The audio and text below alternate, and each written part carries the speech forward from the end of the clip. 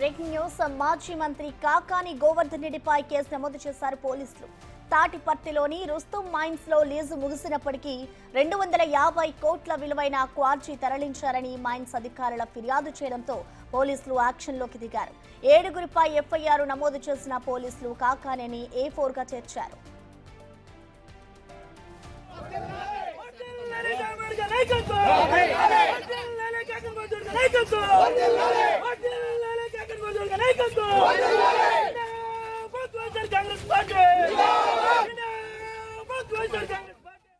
ఇక కాకానిపై నమోదైన కేసుకు సంబంధించిన పూర్తి వివరాలని మా ప్రతినిధి సురేంద్ర అందిస్తారు. సురేంద్ర, ప్రసన్న, నెల్లూరు జిల్లా పొదలకూరు మండలంలోని రుస్తుం మైన్స్ లో గత ప్రభుత్వంలో అక్రమంగా క్వార్జీ ఖనిజం కొల్లగొట్టారని చెప్పి గత నెలలో కొంతమంది పైన యొక్క కేసు అయితే పొదలకూరు పోలీస్ స్టేషన్ లో కేసు నమోదైంది. దాంట్లో భాగంగా A1 గా ఉన్నటువంటి పేర్నేటి శ్యాంప్రసాద్ రెడ్డిని విచారించడం జరిగింది. విచారించినటువంటి కోణంలో ఆ పేర్నేటి శ్యాంప్రసాద్ రెడ్డి ఇచ్చినటువంటి స్టేట్మెంట్ ప్రకారం 2 రోజుల కిందట మాజీ మంత్రి కాకాని గోవర్ధన్ రెడ్డితో పాటు మరో 7గురిపై కూడా ఈ యొక్క ఎఫ్ఐఆర్ లో కేసు నమోదు చేయడం జరిగింది. అయితే A4 గా కాకాని గోవర్ధన్ రెడ్డిని నమోదు చేయడం జరిగింది. అయితే ఇటు ఏదైతే గత ప్రభుత్వంలో నెల్లూరు జిల్లాలో అరుదుగా దొరికేటువంటి క్వార్జీ ఖనిజ సంపద ఏదైతే ఉందో దాన్ని లీజు లేనటువంటి వాటికి లీజు అయిపోయినటువంటి వాటిని మరి కొంతమంది లీజు ఉన్నటువంటి వారిని బెదిరించి ఈ యొక్క క్వార్జీని భారీగా కొల్లగొట్టి ఇతర దేశాలకి అమ్ముకున్నారని చెప్పి కూడా ఇటు చైనా వంటి దేశాలకి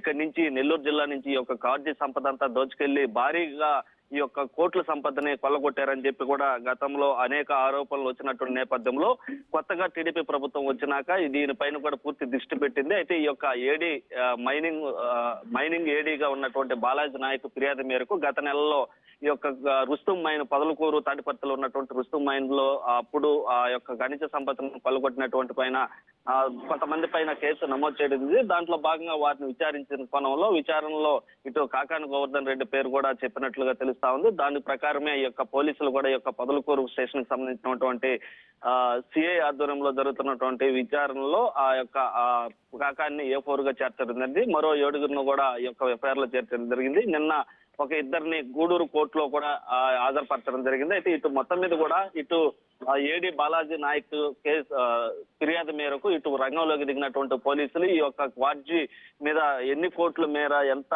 కొల్లగొట్టారో ఏ విధంగా ఎవరెవరిని బెదిరించారు అన్నటువంటి విషయాలంటే కూడా పూర్తిగా ఆరా తీస్తున్నటువంటి పరిస్థితిలో ఇప్పుడు తాజాగా కాకాని గోవర్ధన్ రెడ్డి మాజీ మంత్రిగా ఉన్నటువంటి కాకాని గోవర్ధన్ రెడ్డి పేరు రావడంతో ఇటు నెల్లూరు జిల్లా రాజకీయాలు కూడా ఒక్కసారిగా వేడెక్కాయని చెప్పవచ్చు. ఎందుకంటే ఇప్పుడు వైసీపీలో ప్రథమంగా గొంతు వినిపిస్తున్నటువంటి వ్యక్తి గతంలో మాజీ మంత్రిగా ఉన్నప్పుడు అనేక మంది ఆ యొక్క మైన్స్ లో ప్రధాన పాత్ర ఇటు కాకాని గోవర్ధన్ రెడ్డిగా ఉన్నట్లుగా ఇటు విచారణలో ఎవరైతే A1 గా ఉన్నటువంటి పేర్నేటి శ్యాంప్రసాద్ స్టేట్మెంట్ ప్రకారం ఈ యొక్క ఎఫ్ఐఆర్ లో చేర్చినటువంటి నేపథ్యంలో ఇటు కాకాని గోవర్ధన్ రెడ్డికి కూడా మెడకి ఉచ్చు పిగుచుకున్నట్లు కూడా ఇటు ప్రచారం అయితే జరుగుతా ఉంది. ఇటు కాకాన్ని ఏ క్షణమైనా కూడా అరెస్ట్ చేసేటువంటి అవకాశాలు ఉంటాయని కూడా మనకి విశ్వసనీయమైనటువంటి సమాచారం అయితే తెలుస్తా ఉంది. అయితే ఇటు మొత్తం మీద ఇటు కాకాని గోవర్ధన్ రెడ్డి రుస్తుం మైన్స్ లో గతంలో మనం చూసాము. గతంలో ఇటు అక్కడ ఆ రుస్తుం మైన్స్ ఏదైతే ఉందో సర్వేపల్లి ఎమ్మెల్యే సోమిరెడ్డి ప్రజెంట్ గా ఉన్నటువంటి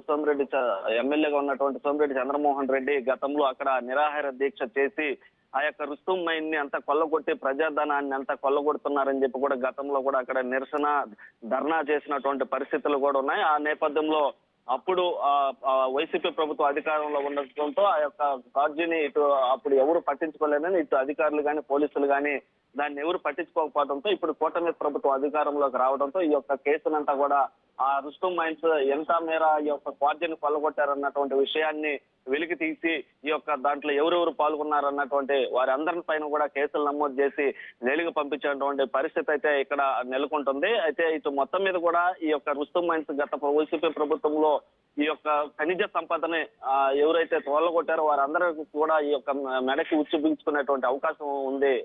ప్రసన్న, సురేంద్ర, ఇటు చూసుకుంటే ఈ కాకానితో పాటు మరో 6గురిపై కూడా ఇటు కేసు ఫైల్ అయింది కదా, మరి ఇంకా వారి మీద ఎటువంటి నిఘా ఉంచారు పోలీసులు? ఇటు కాకానితో పాటు వారిని కూడా అరెస్ట్ చేసే అవకాశం ఉందనుకోవచ్చా?